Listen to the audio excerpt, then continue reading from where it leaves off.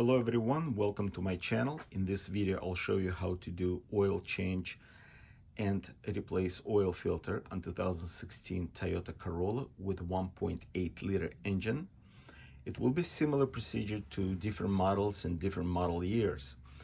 This Toyota Corolla requires 0W20 oil, so I'm using 0W20 full synthetic. This car comes with a cartridge style oil filter, so you need to replace a filter element, and this is the filter element I'm using. This is the number. It comes with the rubber gasket that you will need to replace on the cartridge housing. Now, what I found that it's much cheaper to buy from your local Toyota dealer. As you can see, I paid 99 cents for the crash washer that needs to be replaced as well, and for the replacement filter element, $5.97. So altogether it came with taxes $7.40, which is good price. Even Walmart, I think, sells for more the filter element. Now, this is the crash washer that needs to be replaced as well. Because it's a cartridge style filter, so you need to remove that plastic housing to get access to the filter element. I've tried different type of tools, but what I found, and some of them were loose to the point that you can damage actually plastic housing. This one made by Motiv tools, it's a 64.3 millimeter with 14 Flute. I really like this model. And this is the model number. It comes in this box. It sits firmly on the cartridge and makes this job much easier. Now, to unscrew a drain plug, you will need either 14 millimeter wrench or socket. Also, you will need a torque wrench to torque the drain plug. You can use ramps or you can lift front of the car. I will be lifting because I'm gonna be doing a tire rotation as well. You will also need some kind of container to catch the used oil. If you choose to raise the front of the vehicle, this is the location for your jack. Since I'm doing a tire rotation after I finish oil change, I will be raising rear of the vehicle. I know it has nothing to do with the oil change, but I just want to show you your car's supposed to come with this tool.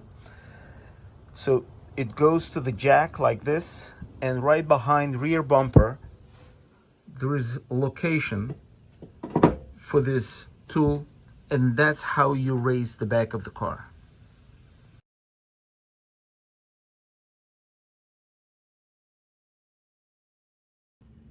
With the catching pan under this drain plug, we're removing the drain plug. After all oil drain and this area clean, make sure washer didn't stuck to the pan. Replace the old washer with a new one.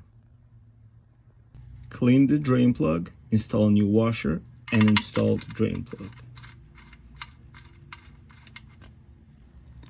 Torque it down to between 27 and 30 foot-pound.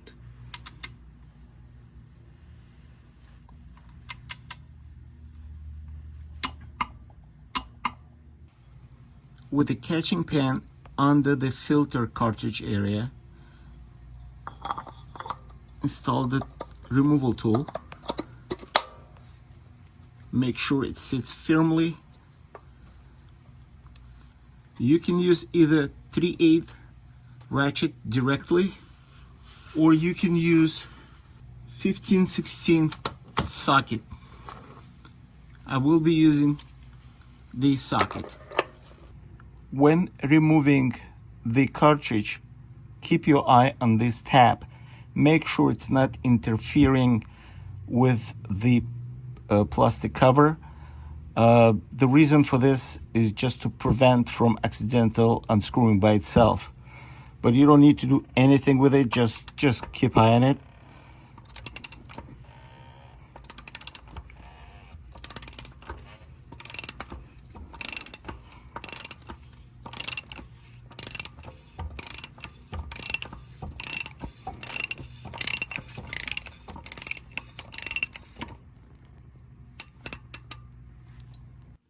After removing the plastic housing, make sure it's not cracked, it's not damaged. Sometimes they do crack. Then you will need to replace this rubber seal with the new one that comes with the new filter. I'm using plastic pick to remove it. You can use metal one if you like. Just be careful, do not scratch that groove. After new filter element is installed and the rubber gasket is replaced, lightly lubricate new rubber gasket with the fresh oil. When installing oil filter cartridge back to the car, I'm using the same tool that I used before.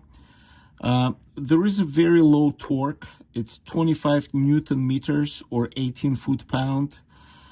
Or you can just simply screw it until it stops and then just give a little snag, because that rubber gasket that was replaced and lubricated, that rubber gasket actually seals the filter housing. So it doesn't need to be over tight. After the drain plug reinstalled and torqued and new filter is installed, we can now go ahead and fill engine with the oil.